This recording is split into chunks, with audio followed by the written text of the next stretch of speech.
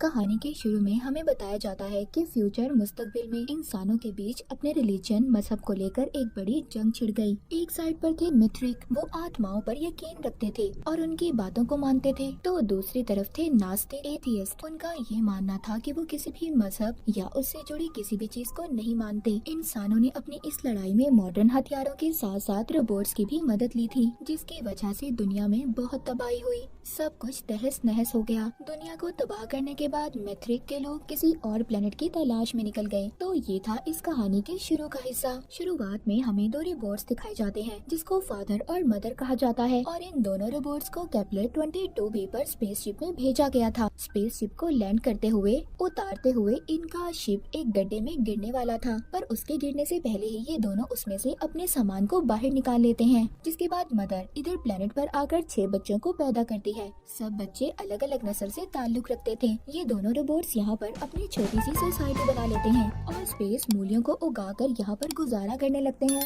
मतलब एलियन मूल्य। इनको देखकर ऐसा लग रहा था कि यहाँ पर प्लेनेट को ढूंढकर इंसानों की सोसाइटी बनाने आए थे। ये दोनों रोबोट्स यही चाहते थे कि ये आने वाली नस्लों को रिलीजन से दूर रखें। मतलब ये दोनों रोबोट्स मदर फादर एथियस्ट थे, जो किसी भी चीज को नहीं मानते थे, क्योंकि ये ऐसा इसलिए चाहते थे कि आने वाले इंसानों में ना रिलीजन मजहब का कोई फर्क होगा और न ही आपस में ये लड़ेंगे, और इनकी सोच भी सबसे अलग होगी। ये दोनों रोबोट्स ये भी जानते थे कि ये बहुत जल्दी खत्म हो जाएंगे, इनका सिस्टम जल्दी बंद हो जाएगा।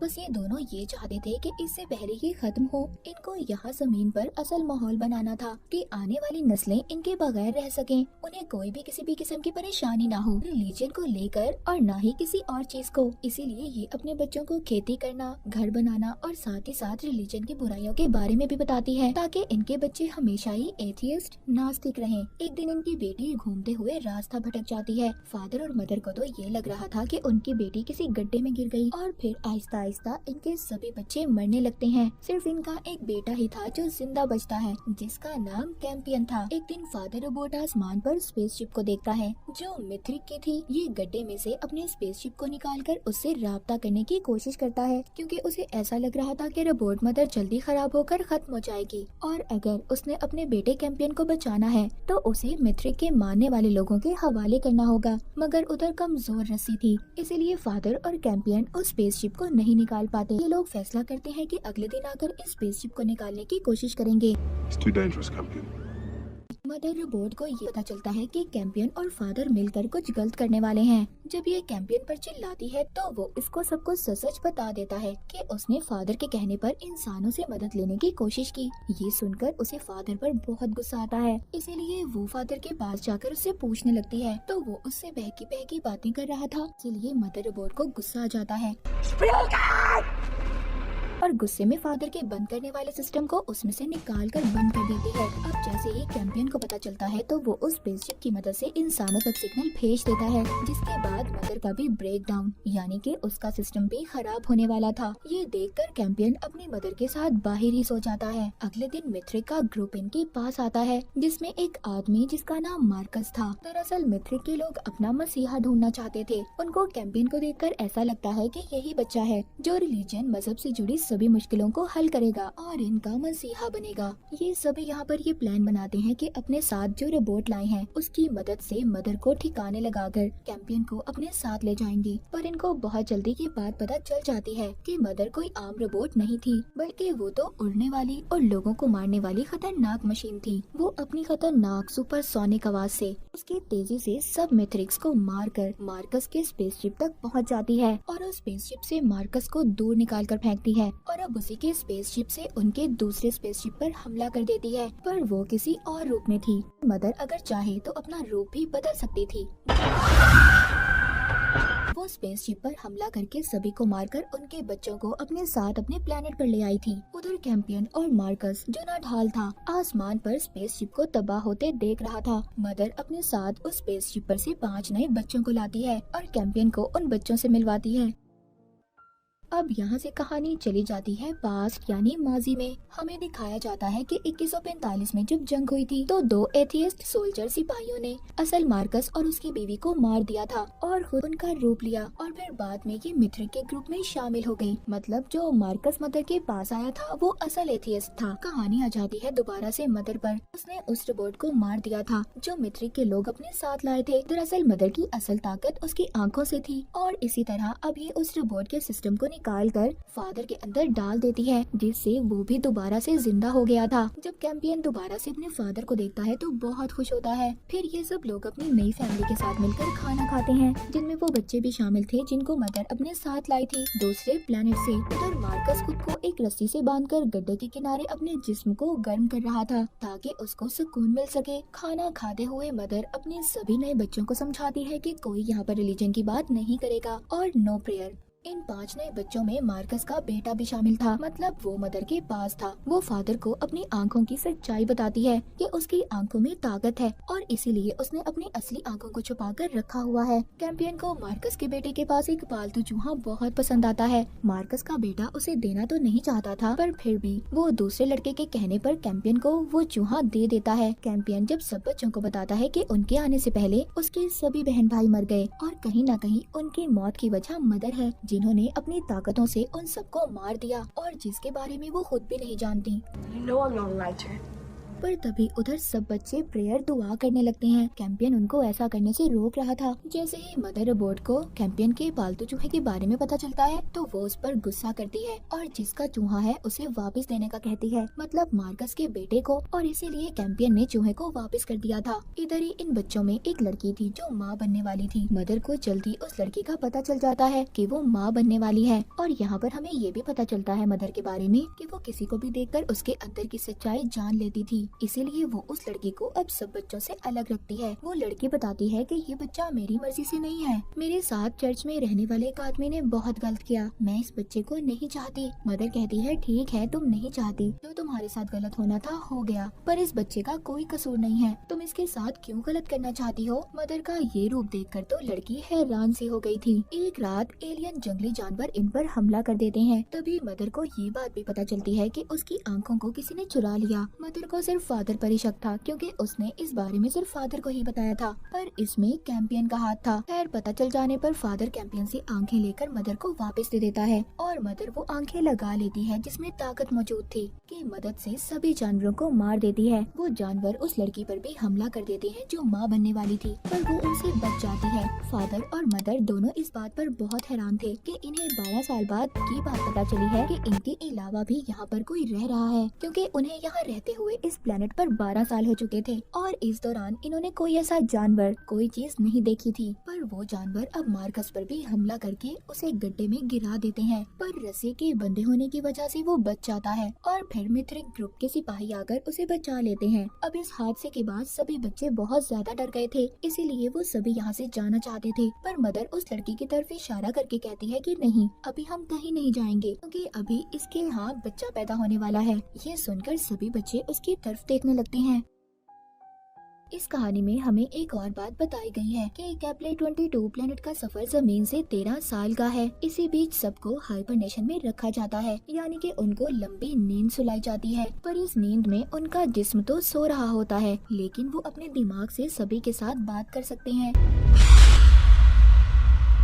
मार्कस को होश आता है तो वो अपनी बीवी से अपने बेटे का पूछता है। वो बताती है कि हमारा बेटा मदर के कब्जे में है। दूसरी तरफ जो मदर के पास बच्चे थे उनमें से एक बच्चा सबको बताता है ये दोनों रोबोट्स हमसे झूठ बोल रहे हैं कि यहाँ पर जंगली जानवर हैं, ये हमें सिर्फ डरा कर इधर रखना चाहते हैं ताकि हम यहाँ से कहीं न जा पाएं। तभी कैंपियन को भी याद आता है कि पहले भी मदर ने ऐसी ही कहानी सुनाकर उन्हें यहाँ पर रखा था। वो लड़का जो यहाँ पर पहले सबको समझा रहा था अब वो उस लड़की से बात करता है जो माँ बनने वाली थी। वो कहता है तुम्हें अपने बच्चे का नाम उसी आदमी पर रखना चाहिए जिसका ये बच्चा है, लेकिन वो लड़की ये सुनकर उसे थप्पड़ मारती है जिससे उस लड़के के मुंह से खून आने लगता है और आहिस्ता आहिस्ता वहाँ पर सभी बच्चों की तबीयत खराब हो जाती है। कैंपियन को भी अब ऐसा ही लग रहा था कि मदर ही अपने बच्चों की जान ले रही है। उधर मदर जिसको अपने बच्चों की फिक्र थी वो उस तबाह स्पेसशिप में से एलियन रोबोट की शक्ल में आकर वहाँ से कुछ दवाइयाँ लेने जाती है ताकि वो अपने बच्चों की जान बचा सके। ये बात तो साफ थी कि मदर अपने बच्चों की जान नहीं ले रही थी। उधर स्पेसशिप में जितने भी मित्र बचे हुए थे, जब वो मदर को देखते हैं तो जमीन के अंदर जाकर छुप जाते हैं।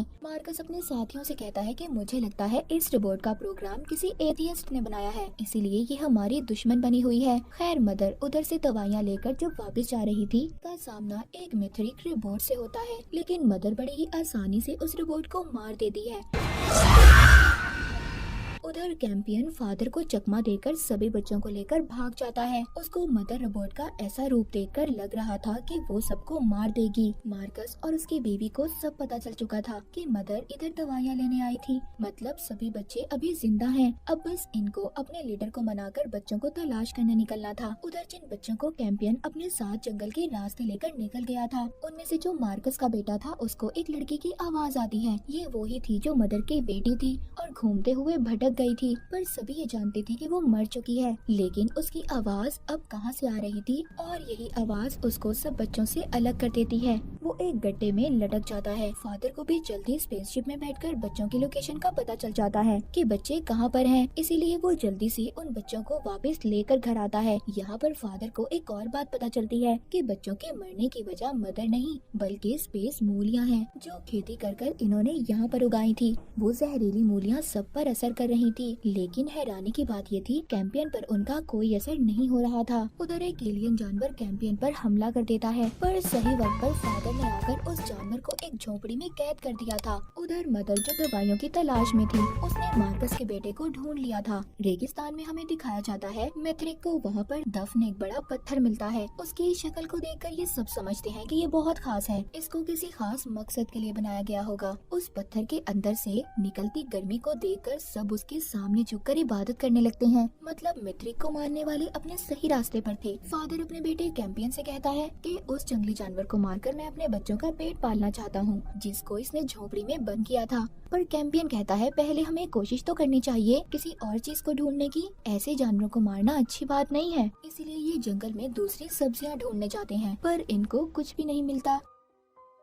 मदर को दिखाया जाता है जिसने सब बच्चों से लॉकेट उतरवाए थे, उनको पिघलाकर एक बारीक सा हथियार बनाती है। उन सभी नए बच्चों के अंदर से ट्रैकिंग डिवाइस को बाहर निकाल देती है, जिसकी मदद से मार्कस, उसकी बीवी और मित्रिक सब बच्चों को ढूंढ रहे थे, जिससे उनको अब कुछ भी पता नहीं चल पा रहा था। वहाँ पर एक रोबोट आकर मार्कस पर हमला कर देता है। उसे भी ये पता चल जाता है कि ये काम उसके लीडर का है, क्योंकि उसे मार्कस और उसकी बीवी पर शक था कि ये दोनों एथियस्ट से मिले हुए हैं। पर वो सिर्फ मार्कस को मारना चाहता था, क्योंकि उसकी बीवी उनके ग्रुप में एक अकेली डॉक्टर थी जो दवाइयों के बारे में जानती थी, इसीलिए लीडर सिर्फ खाली मार्कस को ही मरवाना चाहता था। उधर कैंपियन उस जानवर को आजाद करने वाला था जो फादर का पकड़ा हुआ था, पर तभी उधर फादर आ जाता है। कैंपियन की ऐसी इस हरकत पर दोनों रोबोट्स ये सोचते हैं कि उनके बेटे कैंपियन की ये अच्छाई उन्हें कभी न कभी बहुत बड़ी मुसीबत में डाल सकती है। फादर बच्चों को समझाता है, देखो हम आज हैं और कल नहीं, इसीलिए तुम्हें मारना तो सीखना होगा, तुम्हें लड़ाई करना आना चाहिए। एक लड़की ये बात सुनकर उस एलियन जानवर को मारने की कोशिश भी करती है, पर डर से सभी बच्चों के साथ मिलकर भाग जाती है। मदर यहाँ पर रोजाना हाइबरनेशन पॉट में जाकर सो जाती थी, जो जंगल में इसने सबसे छुपा कर रखा हुआ था, जिससे वो अपनी पुरानी यादों में जा सकती थी। उधर मार्कस का प्लान अपने लीडर को मारने का पूरा हो जाता है, क्योंकि पहले लीडर उसको मारना चाहता था, मगर अब मार्कस ने अपने लीडर को मार दिया था। वो उसी पत्थर की आग की मदद से उसे जलाकर राख कर देता है। उसे देखकर सब ये समझते हैं कि वाकई ही इस पत्थर में कोई बात तो है, और जाकर सब लिपट जाते हैं। मार्कस की बीवी भी हैरान थी। वो अपनी बीवी को बताता है कि मुझे अजीब सी आवाज आई थी, उसने मुझसे ये सब करने का कहा, एक सोल आत्मा की आवाज। उसकी बीवी ये सब सुनकर हैरान हो जाती है। इस पूरे हादसे के बाद मित्रिक के लोग मार्कस को अब अपना लीडर बना लेते हैं। उधर वो लड़की जो माँ बनने वाली थी, भूख से तंग आकर मदर का वो बारीक हथियार लेकर जो उसने बनाया था, उसकी मदद से उस एलियन जानवर को मार देती है जो फादर ने कैद करके रखा हुआ था। उसे मारकर सभी बच्चे भूख से तंग उस जानवर का गोश्त खा रहे थे, सिवाय कैंपियन और मार्कस के बेटे को छोड़कर। मार्कस को स्पेसशिप में तलाशी लेते हुए वो आदमी भी मिल जाता है जिसने उस लड़की के साथ गलत किया था, जो माँ बनने वाली थी, मदर के साथ रहती थी। वो उसको पकड़ लेते हैं। मार्कस कहता है कि हम इस आदमी को मदर के खिलाफ इस्तेमाल करेंगे। बाहर घूमते हुए कैंपियन और मार्कस का बेटा देखते हैं कि एलियन जानवर जिंदा रहने के लिए गड्ढों में लगी हुई फंगस यानी काई खा रहे थे। वो सोचते हैं कि फंगस अगर इनके लिए अच्छी है तो इंसानों के लिए क्यों नहीं, इसीलिए अपने लिए भी ये उस फंगस को इकट्ठा करना शुरू कर देते हैं जो इनके लिए जहरीली भी नहीं थी। इधर मार्कस ने जिस आदमी को पकड़ा हुआ था वो बताता है कि सारे काम उसने सोल के कहने पर किए। ये सब बातें मार्कस को काफी अजीब लग रही थी। अब क्योंकि मार्कस मैथ्रिक का लीडर भी बन चुका था, उसके साथ एक लड़की काफी ज्यादा घुलने मिलने की कोशिश कर रही थी। उधर मदर हाइबरनेशन पॉड में नींद में जाकर अपनी पुरानी यादों में चली जाती है और आखिरकार हमें यहाँ पर पता चलता है कि मदर कौन थी और किसने इसको यहाँ पर भेजा था। मदर भी पहले मैथ्रिक के लिए काम करने वाली एक रोबोट थी, मगर उसको एक एथियस्ट ने अगवा करके रीप्रोग्राम कर दिया, दोबारा से उसके अंदर की चीजों को बदल दिया। ये आदमी पहले मैथ्रिक का ही था, पर इसने अपने रिलीजन के खिलाफ बगावत कर दी और ये मदर से प्यार भी करता था। इसने मदर को बदलकर इंसानों की खिदमत करने वाला एक रोबोट बना दिया और इसने फादर रोबोट को भी बनाया था और दोनों को केपलर 22 पर जाकर एथियस्ट की सोसाइटी बनाने का कहा। उसने मदर को भेजने से पहले उसकी सारी पुरानी यादों को मिटा दिया था, क्योंकि वो ये नहीं चाहता था कि आगे के इंसान उसको भी अपना गॉड,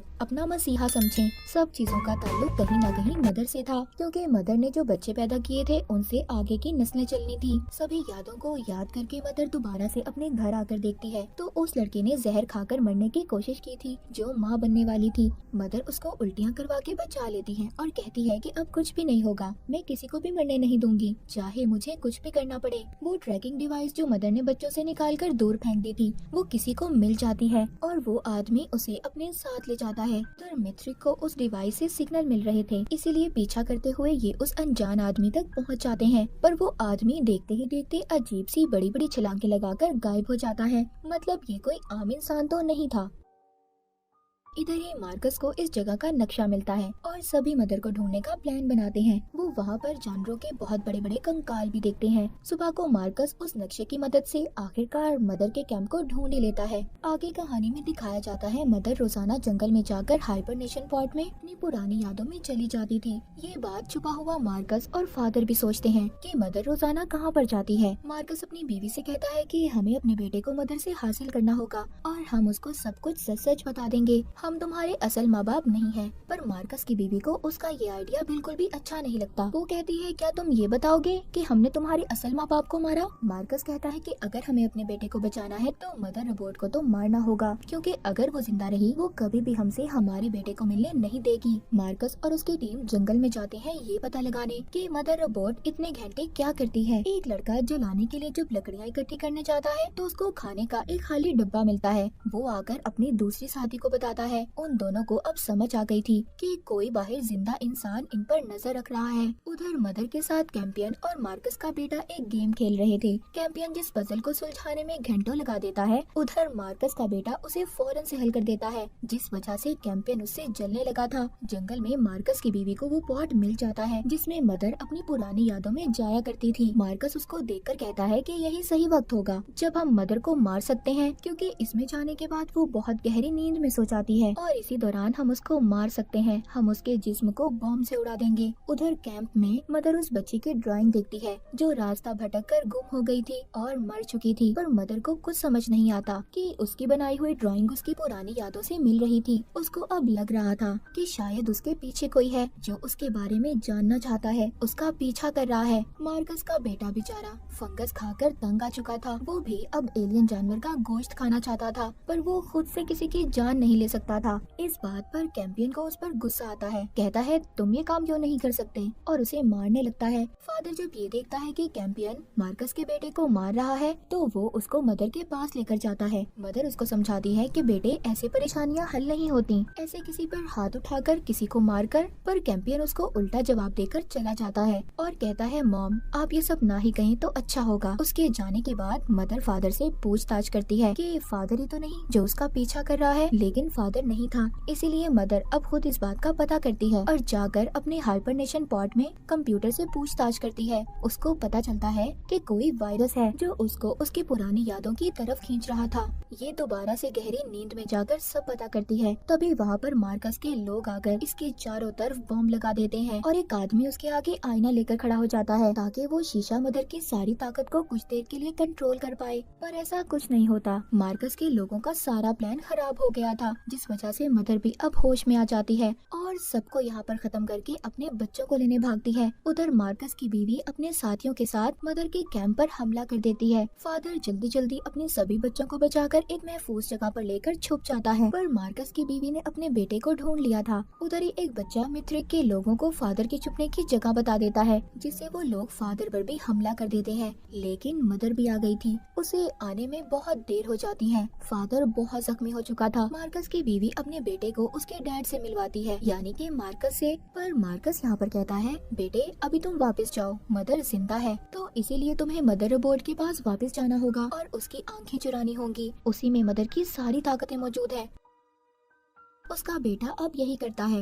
वो मदर के कैंप में जाकर जब उसकी आंखें चुराकर भाग रहा था, जिस पर अब मार्कस उस पर हमला करता है और उसे बहुत मारता है। वो बस मदर को मारने ही वाला था, तभी उसको आवाज आती है, मदर को छोड़ दो, उसे जाने दो, मदर को जिंदा छोड़ दो। इसीलिए ये अब उसको जिंदा ही पकड़ लेता है। मार्कस ने मदर रोबोट को एक झोपड़ी में कैद कर दिया था और कैंपियन को भी बंद कर देता है। मार्कस जब मदर के पास जाता है तो वो उससे कहती है, क्या मैं जानती हूँ तुम असल मार्कस नहीं हो। वो मार्कस का चेहरा देखकर सब कुछ स्कैन कर लेती है। उधर मिथ्रिक फादर को पकड़कर उसे रिप्रोग्राम करके उसमें तब्दीलियां लाकर उसको अपना नौकर बना लेते हैं। मिथ्रिक कैंपियन को अपना मसीहा समझ रहे थे। उनका ये मानना था कि कैंपियन ही वो बच्चा होगा जो उनकी सारी मुश्किलों को खत्म करेगा, इसीलिए उन्होंने उसे पकड़ा हुआ था। दूसरी तरफ वो लड़की जो माँ बनने वाली थी, वो कैंपियन के पास जाती है और कहती है कि तुम झूठ मूठ का नाटक कर लेना मिथ्रिक के लोगों के सामने कि तुम रिलीजन को मानते हो और जो भी वो कह रहे हैं सब सच है। एक तरफ मार्कस का बेटा बैठा घर बना रहा था। मिथ्रिक के लोग जब उसको देखते हैं तो वो सोचते हैं कि शायद हमारा मसीहा ये बच्चा हो, पर उनके रिलीजन, उनके मजहब के लिहाज से उनका मसीहा ऐसा होगा जिसका इस दुनिया में कोई भी नहीं होगा। मगर उन लोगों को ये नहीं पता था कि मार्कस का बेटा भी तो अनाथ था, उसका भी इस दुनिया में कोई भी नहीं था, कि असल मार्कस और उसकी बीवी तो मर चुके थे। अब नकली मार्कस मदर की बातों से तंग आ गया था और साथ ही साथ उसको आवाजें भी सुनाई दे रही थी जो अजीब थी। इसीलिए तंग आकर वो अपने बेटे यानी मार्कस के बेटे को धक्का मारता है। आखिर क्यों सोल मदर रोबोट को जिंदा रखना चाहती थी या फिर चाहता था। उधर जब मैट्रिक के लोग कैंपियन को अपना मसीहा बनाने के लिए रस्मों को शुरू करते हैं, जब कैंपियन अपने बहन भाइयों की कब्रों को देखता है, उन पत्थरों को, तो उसको न जाने क्या हो जाता है, इसीलिए वो वहाँ से भाग जाता है। मगर फादर ने उसे पकड़ लिया था और दोबारा से बंद कर देता है, क्योंकि फादर का प्रोग्राम तब्दील हो चुका था। वो मिथ्रिक के लिए काम कर रहा था। जब मार्कस की बीवी को पता चलता है कि मार्कस ने उनके बेटे पर हाथ उठाया तो वो काफी गुस्सा होती है। मार्कस को भी मदर के कैंप से उसका वही बारीक हथियार मिल जाता है जो उसने खुद बनाया था, क्योंकि मार्कस ने अपने ख्यालों में भी उसको देखा था। लेकिन मार्कस अब मदर को किसी खुफिया जगह पर ले जाना चाहता था। रास्ते में मार्कस के पास उसका एक साथी भी आता है। मदर उसको बताना चाहती थी कि ये बंदा उनका लीडर नहीं बल्कि एथियस्ट का एक बहरूपिया है। असल मार्कस तो मर चुका है, पर वो आदमी तो अपने लीडर पर बहुत भरोसा करता था और कोई भी बात नहीं सुनता। पकड़े हुए कैंपियन को दोबारा से उसी छोटी बच्ची की आवाजें आती हैं जो मर चुकी थी, जो उससे कह रही थी, खिड़की से देखो मदर और फादर कहाँ पर हैं। मार्कस मदर को कहीं ले जा रहा था और वो लड़की भी अब इनका पीछा करती है जो माँ बनने वाली थी, जिसको मदर ने अपनी बेटी बनाया हुआ था। मार्कस का प्लान मदर को एक गड्ढे में गिराकर मारना था। वो ऐसा समझता था कि ऐसा करने से शायद उसे आवाजें नहीं आएंगी, मगर उसे फिर से आवाज आती है, मदर को छोड़ दो, मत मारो उसे। तभी उधर फादर जो मिथ्रिक के कब्जे में था, मदर को उस गड्ढे में गिरा देता है, मगर अपनी एक उंगली से रस्सी को पकड़कर बचा भी लेता है। मार्कस की वो आवाजें अब ख्यालों में बदल चुकी थी। वो ख्याल में खुद को अपने असल रूप में देख रहा था और इन्हीं ख्यालों में खुद को जख्मी कर लेता है। इस बात का फायदा उठाकर मदर भी गड्ढे से बाहर आ गई थी और फादर से कहती है, मैं अपने और तुम्हारे बच्चों को जरूर बचाऊंगी। ये कहकर वो वहाँ से चली जाती है। मार्कस को इधर अभी भी आवाजें आ रही थी, मदर को जाने दो, उसे छोड़ दो, उसका जिंदा रहना जरूरी है। मार्कस तो जैसे इन आवाजों से पागल हो चुका था। उधर मार्कस की बीवी खाने के लिए एलियन जानवर का गोश्त इकट्ठा कर रही थी। वो अपने बच्चे को लेकर यहाँ से जाना चाहती थी, लेकिन तभी उधर फादर जख्मी मार्कस को लेकर आता है। मार्कस जो कि बहुत जख्मी था, वो बताता है कि मिथ्रिक का मसीहा कोई और नहीं बल्कि मैं खुद हूँ। ये मुझे उन आवाजों ने बताया है जो मेरे कानों में आती हैं। मार्कस की बीवी ये सुनकर हैरान हो जाती है। अब वो आवाजें मार्कस के लिए और भी ज्यादा भयानक हो गई थी। वो अपनी असल पहचान ढूंढ रहा था। एक दिन मार्कस उन्हीं आवाजों की वजह से अपना चेहरा काट लेता है अपनी नई पहचान बनाने के लिए और अपने बेटे से कहता है कि मैं तुम्हें एक जाबाज सिपाही बनाना चाहता हूँ जो कभी भी किसी से नहीं डरेगा। पर इस बच्चे को इन बातों में कोई दिलचस्पी नहीं थी।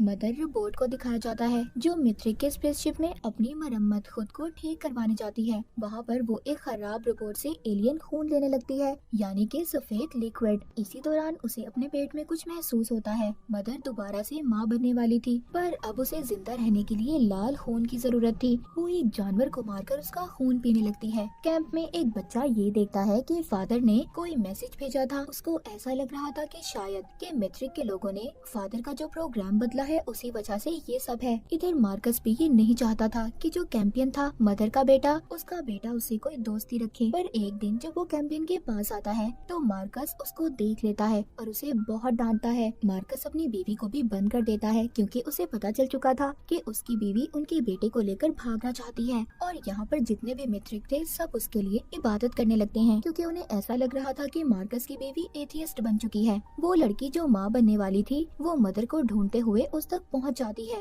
मगर मदर यहाँ पर उस लड़की पर बहुत चिल्लाती है और उसे जाने का कहती है कि मदर की खून पीने की आदत कहीं उस लड़की को न मार दे। उधर कैंपियन जिसको मार्कस ने पकड़ा हुआ था, मार्कस के बेटे के बताए हुए प्लान के मुताबिक सुरंग बनाकर भाग जाता है और ये सब बच्चे मिलकर मिथ्रिक के चर्च को आग लगा देते हैं। पर मार्कस को ये लगता है कि ये शायद सोल का कोई इशारा है। वो उसके सामने खड़ा हो जाता है और इसी बात का फायदा उठाकर मार्कस की बीवी सभी बच्चों को लेकर यहाँ से भाग जाती है। पहले तो उनका प्लान मार्कस के स्पेसशिप में भागने का था, पर वो खराब था, इसीलिए अब ये मजबूरन जमीन के रास्ते से जाते हैं। फादर इनका पीछा करता है पर अपने आप पर कंट्रोल करके उन्हें जाने देता है। मदर जो स्पेसशिप में थी वो अपने सभी सवालों के जवाब चाहती थी, इसीलिए दोबारा से वो हाइबरनेशन पॉड में जाती है और अब ये आगे अपनी यादों में जाकर बड़े कैंपियन से मिलती है जो उसको बताता है कि अब वो माँ बनने वाली है और उसका असल मिशन तो अब शुरू हुआ है। पहले तो सब कुछ सिर्फ एक ड्रामा था। ये सब जानने के बाद मदर दोबारा से वापस अपने होश में आ गई थी। वो लड़की जो माँ बनने वाली थी उसको वो आदमी भी मिल जाता है जिसने उसके साथ गलत किया था, इसीलिए फौरन से मदर भी उधर आ जाती है। वो आदमी हर वक्त अपने साथ गार्ड का कटा हुआ सर लेकर घूमता था क्योंकि उसे ऐसा लगता था कि अगर वो इससे दूर हुआ तो इसका हेलमेट इसे मार देगा। इसीलिए मदर को जो इंसानी खून की जरूरत थी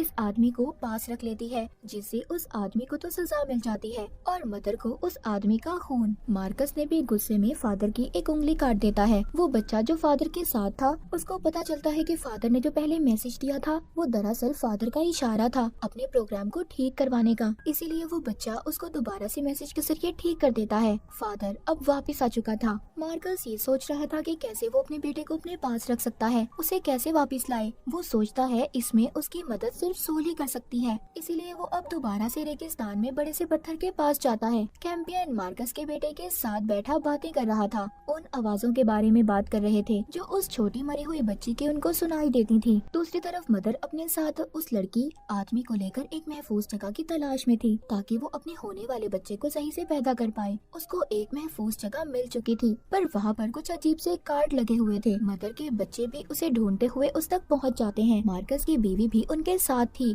मदर अपने बच्चों से मिलती है और बहुत खुश होती है पर अचानक से बेहोश हो जाती है। तभी सभी बच्चों के कहने पर मार्कस की बीवी मदर रोबोट का इलाज करती है। इधर मार्कस मदर के कैंप में पहुंच जाता है। उधर वही बच्चा था जिसने फादर को ठीक किया था। वो उससे सबका पूछता है कि सब लोग कहाँ पर हैं, जिस पर वो मना कर देता है और कहता है कि मैं नहीं जानता कि कौन कहाँ पर है। इसीलिए मार्कस ये पता करने के लिए उसके हाथ उस पत्थर पर लगा देता है जिसमें आग थी, पर उस बच्चे को कुछ नहीं होता। इसका मतलब ये था कि ये सच बोल रहा था, इसको कुछ भी नहीं पता था। गुफा में जब मार्कस की बीवी मदर का इलाज कर रही थी, मदर उसको देखकर कहती है मैं जानती हूँ तुम और मार्कस नकली हो, तुम्हारी पहचान कोई और है। उधर मार्कस के पास से फादर और वो बच्चा अंधेरे में उसका स्पेसशिप लेकर भाग जाते हैं। इस बात पर मार्कस को बहुत गुस्सा आता है और गुस्से में वो अपने एक सिपाही का गला घोटकर मार देता है क्योंकि स्पेसशिप की रखवाली करना इसका काम था, पर उस वक्त ये सो रहा था।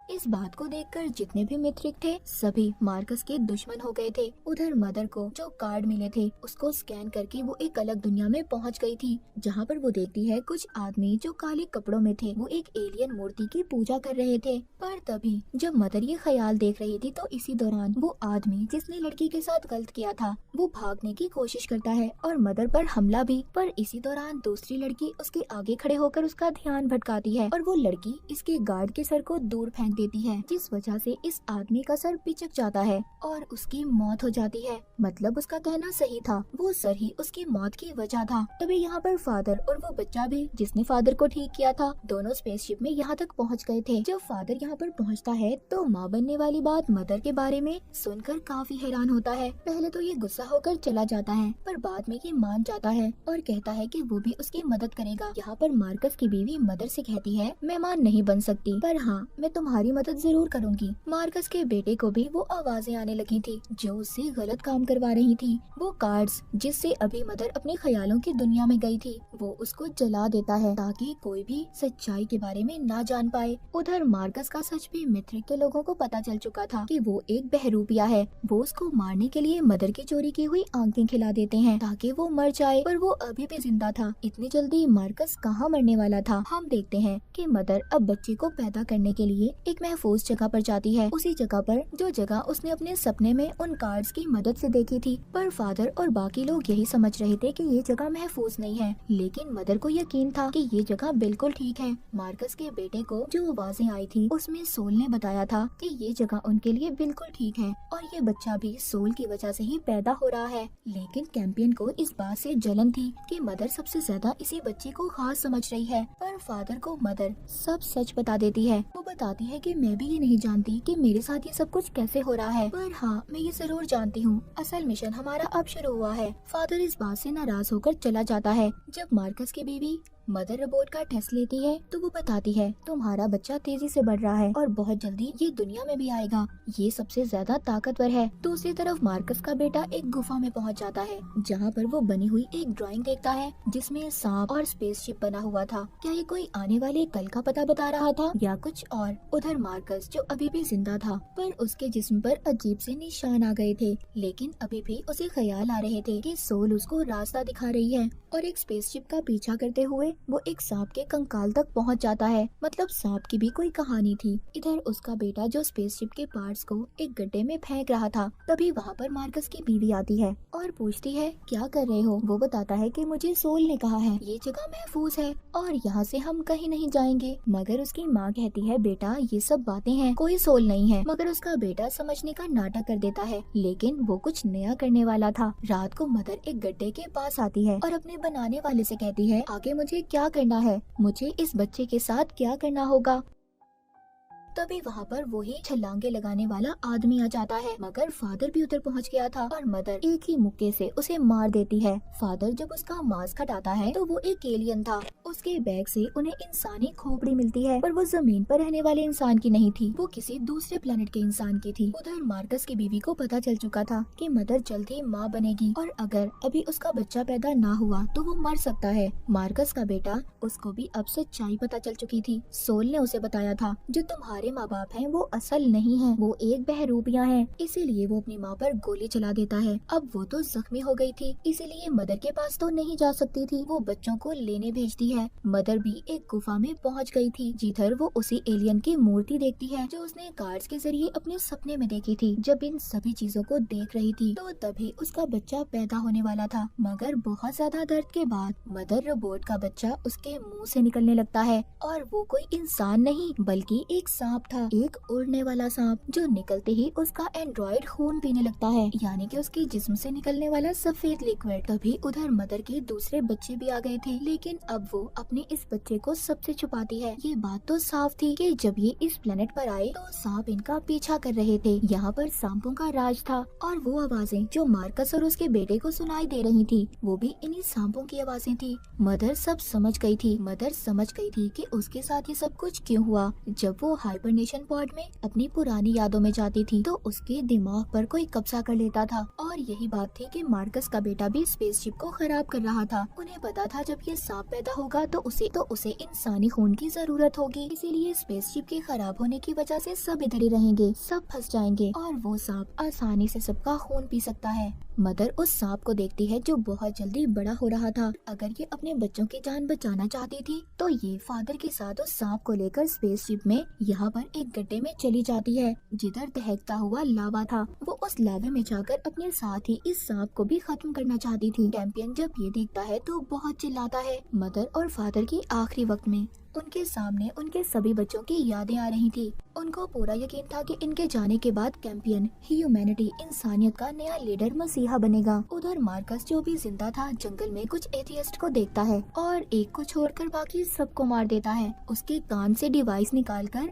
सब एथियस्ट को बताता है यहाँ पर कोई भी एथियस्ट नहीं आएगा। सोल ने सबको मना किया है, मैं अब इस प्लेनेट का राजा हूँ। पर तभी उधर एक स्पेसशिप आती हुई दिखाई देती है जो एथियस्ट की ही थी। उधर मदर और फादर जो लावे में गए थे, मगर दूसरी तरफ से उनका स्पेसशिप बिल्कुल ठीक हालत में निकल आता है और उड़ने वाला सांप भी यहाँ से चला गया था। जो मार्कस के बेटे को ड्राइंग दिखी थी, स्पेसशिप, एलियन, उड़ने वाला सांप, ये अब सब कुछ सच हो चुका था। मदर के सभी बच्चों को ऐसा लग रहा था कि फादर और मदर तो मर गए हैं, जिसके बाद सब कैंपियन की तरफ देखते हैं कि उनके मरने के बाद सारी जिम्मेदारी अब कैंपियन की थी। इसी के साथ ये सीजन यहीं पर खत्म हो जाता है।